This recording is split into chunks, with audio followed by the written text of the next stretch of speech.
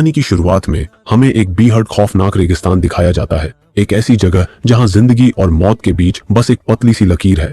यहाँ ऐसे लोगों को भेज दिया जाता है जो आम समाज के लिए या तो बेकार हो चुके होते हैं या फिर इतने खतरनाक कि उन्हें आम इंसानों के बीच रखना मुमकिन नहीं होता। इस रेगिस्तान के एक तरफ है कंफर्ट जोन होता है, जहाँ खाने पीने, रहने और पहनने की हर सुविधा मौजूद है। लेकिन इस चमक दमक के पीछे छुपे हैं ऐसे राज जो किसी जहन्नुम से कम नहीं। और दूसरी तरफ है वे लोग जो भूख और मजबूरी के चलते नरभक्षी बन चुके हैं। इनके पास न खाने को कुछ है, न पीने के लिए पानी, इसलिए जो भी इन्हें मिलता है उसे मार कर खा जाते हैं, फिर चाहे वह इंसान ही क्यों न हो। इसी बेहद रेगिस्तान में आज एक लड़की को छोड़ दिया जाता है जिसका नाम है आर्लेन, और यहीं से शुरू होती है ये खौफनाक कहानी।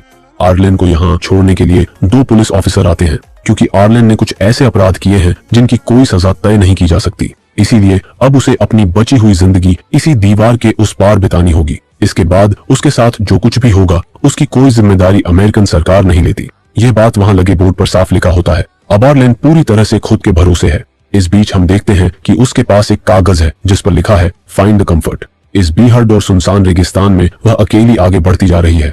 दूर दूर तक कोई दिखाई नहीं देता, लेकिन फिर भी वह इसी उम्मीद में चलती रहती है। कुछ देर बाद उसे सामने एक क्रैश हुई कार दिखाई देती है। वह उसके अंदर थोड़ी देर आराम करने का फैसला करती है। कब उसकी आंख लग जाती है उसे खुद भी पता नहीं चलता। अचानक किसी के आने की आवाज से उसकी नींद खुल जाती है। वह देखती है कि कुछ अनजान लोग हाथों में हथियार लिए उसकी तरफ बढ़ रहे हैं। उनके चेहरों पर हैवानियत साफ झलक रही होती है। आर्लेन भागने की कोशिश करती है, लेकिन अब बहुत देर हो चुकी होती है। वे लोग उसे पकड़ लेते हैं और मारकर बेहोश कर देते हैं। जब आर्लेन को होश आता है तो वह खुद को हाथ पैर बंधा हुआ पाती है। आसपास देखने पर पता चलता है कि उसे एक क्रैश हुए प्लेन के अंदर कैद करके रखा गया है। तभी वहां एक औरत आती है जो बिना किसी हिचक के आर्लेन के हाथ और पैर काट देती है और फिर उन्हें अपना सुबह का नाश्ता बना लेती है। जी हाँ, आपने बिल्कुल सही सुना, सुबह का नाश्ता, क्योंकि यही वे लोग हैं जिनके बारे में हमने शुरुआत में बात की थी, नरभक्षी। असहनीय दर्द के कारण आर्लेन वहीं बेहोश हो जाती है, लेकिन किसी को उसकी जरा भी परवाह नहीं होती। इसके बाद हम इस पूरे नरभक्षी परिवार को देखते हैं जो संख्या में काफी बड़ा है। ये लोग अपनी फिटनेस का बहुत ध्यान रखते हैं, लेकिन साथ ही इन्होंने कुछ इंसानों को कैद करके भी रखा हुआ है ताकि इनके खाने में कभी कोई कमी न पड़े। इसी बीच हम अपने दूसरे किरदार जेसन को देखते हैं जो इसी नरभक्षी ग्रुप का हिस्सा है। जेसन का एक छोटा सा परिवार भी है जिसके साथ आगे चलकर बहुत कुछ गलत होने वाला है। अब कहानी का रुख जाती है कंफर्ट जोन की ओर। यहाँ की जिंदगी बिल्कुल उल्टी है। यहाँ हर तरह की सुविधाएं मौजूद हैं, खाने के लिए भरपूर खाना, पीने के लिए साफ पानी, कुल मिलाकर यहाँ किसी चीज की कमी नहीं है। इधर आर्लेन नोटिस करती है कि उसे एक काल कोठरी जैसी जगह में बंद करके रखा गया है जो शायद इन लोगों का स्टोर रूम है।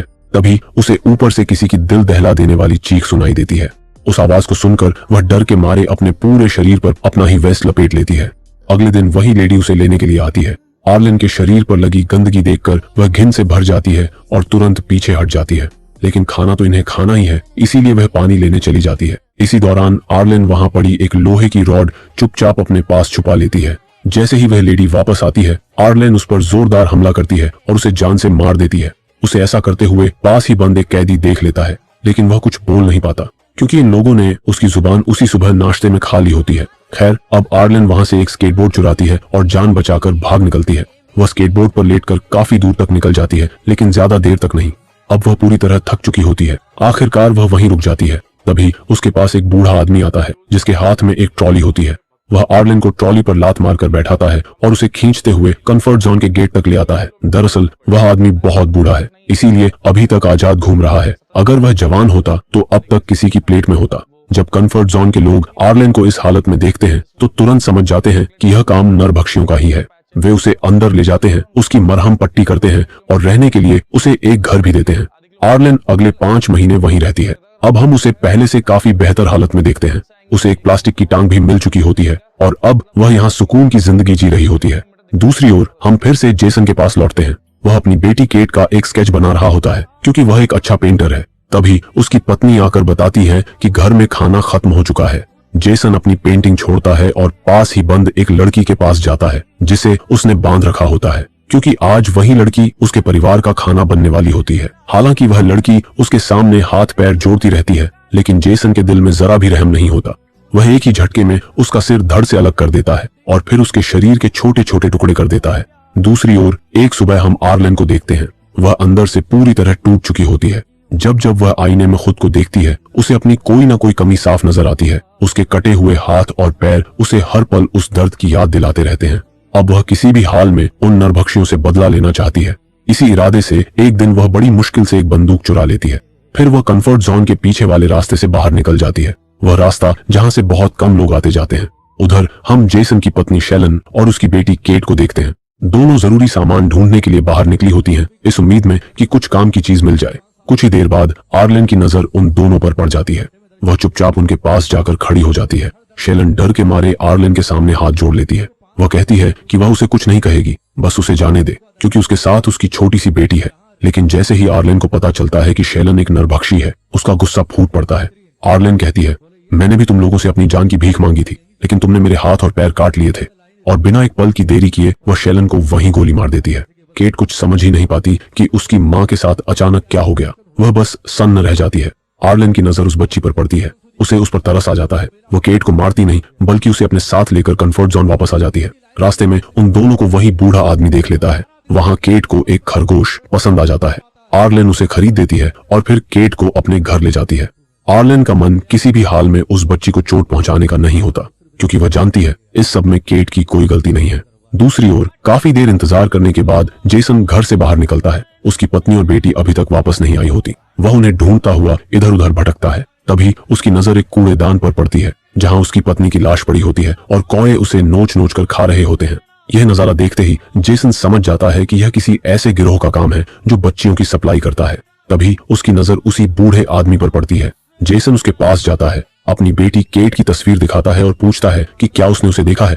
बूढ़ा आदमी जवाब देता है, हाँ, लेकिन एक शर्त पर। जेसन पूछता है, क्या शर्त? बूढ़ा आदमी कहता है, तुम्हें भी मेरे जैसा ही एक स्केच बनाना होगा, तभी मैं बताऊंगा कि तुम्हारी बेटी कहाँ है। यह सुनकर जेसन का गुस्सा 7वें आसमान पर पहुंच जाता है, लेकिन वह बेबस होता है। वह वहीं बैठकर बूढ़े आदमी का स्केच बना देता है। इसके बाद बूढ़ा आदमी उसी कागज पर एक शब्द लिख देता है, कंफर्ट जोन। यह देखते ही जेसन समझ जाता है कि उसकी बेटी कहाँ है। और इधर आर्लेन केट को लेकर एक क्लब में जाती है। उसी समय कंफर्ट जोन के सबसे अमीर आदमी की एक बड़ी पार्टी चल रही होती है। इस पार्टी का मालिक है जॉन। जॉन असल में पूरे इलाके में पाउडर की सप्लाई करता है। पाउडर से आप समझ ही गए होंगे कि मैं किस चीज की बात कर रहा हूँ। उसी से एक टैबलेट बनती है, जिसे खाने के बाद इंसान एक अलग ही दुनिया में पहुंच जाता है। आर्लेन भी वही टैबलेट ले लेती है। इसी दौरान हम केट को देखते हैं। उसके हाथ से उसका रैबिट छूट जाता है और उसे पकड़ने के लिए वह उसके पीछे पीछे चली जाती है। तभी उसके सामने जॉन आ जाता है। वह केट को देख लेता है और उसे अपने साथ अंदर ले जाता है। दरअसल जॉन इस पूरे इलाके का मेयर भी होता है, इसीलिए वहां मौजूद कोई भी इंसान उसे रोकने की हिम्मत नहीं करता। उधर आर्लेन पर उस पाउडर का असर शुरू हो चुका होता है। उसके आसपास की दुनिया उसे बेहद खूबसूरत लगने लगती है, लेकिन फिर भी वह केट को ढूंढती रहती है। होश पूरी तरह से खो चुकी आर्लेन उसे ढूंढते ढूंढते पार्टी से बाहर निकल जाती है। चलते चलते वह इतनी दूर निकल जाती है कि उसे खुद भी एहसास नहीं होता। उसे यह तक पता नहीं चलता कि उसके बिल्कुल पास जेसन खड़ा है। जब अगली सुबह उसकी आंख खुलती है तो वह देखती है कि उसके सामने जेसन खड़ा है। जेसन के हाथ में आर्लेन का आर्टिफिशियल पैर होता है, जिसके बिना वह चल भी नहीं सकती। इसी बीच जेसन उसे अपनी बेटी केट का स्केच दिखाता है और पूछता है कि क्या उसने इस बच्ची को कहीं देखा है। डर के मारे आर्लेन झूठ बोल देती है, नहीं, मैंने इसे कहीं नहीं देखा। वह झूठ इसलिए बोलती है क्योंकि अगर जेसन को सच्चाई पता चल गई तो वह उसे जिंदा नहीं छोड़ेगा। लेकिन जेसन को आर्लेन की जरूरत भी होती है, क्योंकि अगर कोई भी नरभक्षी कंफर्ट जोन के पास भी आता है तो उसे वहीं गोली मार दी जाती है। इसीलिए जेसन आर्लेन के सामने एक डील रखता है। वह कहता है, मैं तुम्हें सही सलामत कंफर्ट जोन के अंदर छोड़ दूंगा और तुम्हें कोई नुकसान नहीं पहुंचाऊंगा, लेकिन बदले में तुम मुझे अंदर से मेरी बेटी को ढूंढ कर लाकर दोगी। वह उसे साफ चेतावनी भी देता है, अगर तुमने जरा सी भी चालाकी की तो मैं तुम्हें दुनिया के किसी भी कोने से ढूंढ लाऊंगा और फिर तुम्हें छोटे छोटे टुकड़ों में काट कर खा जाऊंगा। आर्लेन ये डील मानने को मजबूर हो जाती है, क्योंकि वह कंफर्ट जोन से काफी दूर आ चुकी होती है और अकेले वापस जाना उसके लिए बेहद खतरनाक था। कुछ दूर आगे बढ़ने पर उनके सामने एक आदमी आता है। वह उसी नरभक्षी खानदान का हिस्सा होता है, यानी वह भी एक नरभक्षी है। वह जेसन से सौदा करता है, इस लड़की का पैर मुझे दे दो और बदले में मैं तुम्हें पेट्रोल दूंगा। जेसन मना कर देता है, क्योंकि अगर उसने ऐसा किया तो उसकी बेटी उसे कभी नहीं मिल पाएगी। यह सुनकर वह आदमी कहता है, देख भाई, मुझे बहुत भूख लगी है, मैं तो इस लड़की को लेकर जाऊंगा, अगर रोकना है तो आकर मुझसे लड़ ले। अब यहाँ अचानक कुछ ऐसा होता है कि जेसन आर्लेन को उसके हवाले कर देता है और पेट्रोल लेकर वहां से जाने लगता है। आर्लेन चीखती चिल्लाती है, लेकिन किसी को कोई फर्क नहीं पड़ता।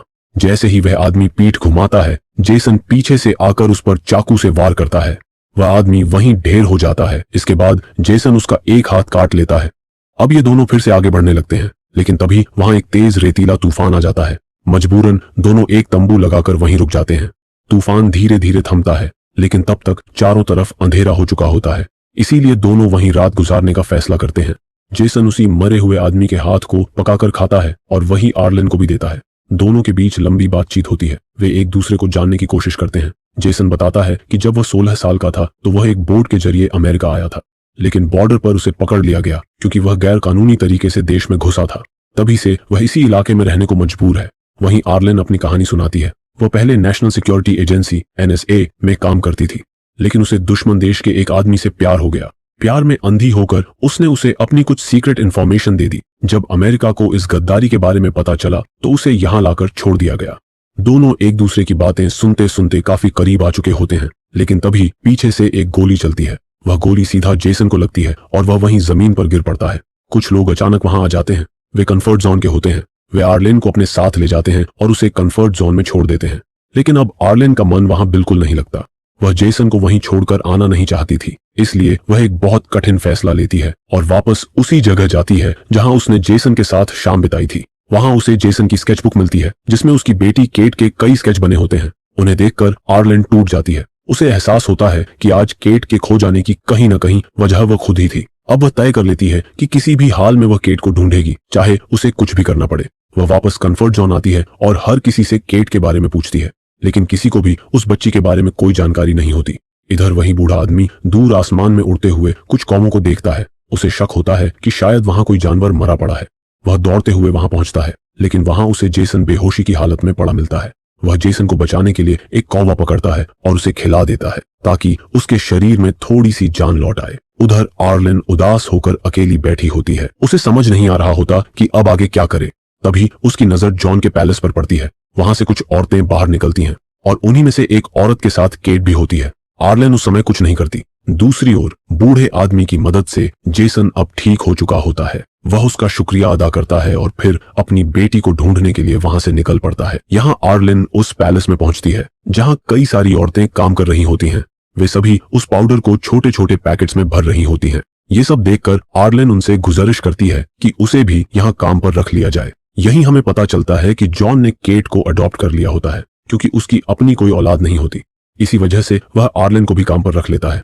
इसके बाद एक लेडी आर्लेन को एक कमरे में ले जाती है ताकि उसे अच्छे कपड़े पहनाए जा सके। वॉशरूम जाने का बहाना बनाकर आर्लेन अंदर जाती है और अपने नकली पैर के अंदर छुपाई हुई बंदूक निकाल लेती है। फिर वह उसी लेडी को बंदी बना लेती है और उसे अपने साथ जॉन के पास ले जाती है। आर्लेन जॉन से कहती है, अगर तुमने उस बच्ची को अभी नहीं छोड़ा तो मैं इसे मार दूंगी और इसके पेट में पल रहे बच्चे को भी। ये सुनते ही जॉन डर जाता है। वह बिना एक पल गंवाए केट को छोड़ देता है। केट को लेकर आर्लेन कंफर्ट जोन से बाहर निकल आती है। उसी समय सामने से आते हुए जेसन उन्हें देख लेता है। अपनी बेटी को जिंदा देखकर जेसन की खुशी का ठिकाना नहीं रहता, लेकिन तभी आर्लेन उससे गुजारिश करती है कि वह उसे भी अपने साथ ले चले।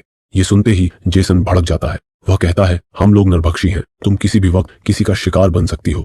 लेकिन आर्लेन मना कर देती है। वह कहती है कि वह जेसन को पसंद करने लगी है, वह बस उसके साथ रहना चाहती है। इसी बीच केट अपने पिता से कहती है कि उसे बहुत भूख लगी है। मजबूरी में वह केट के उसी खरगोश को पका देता है और उसे खिला देता है।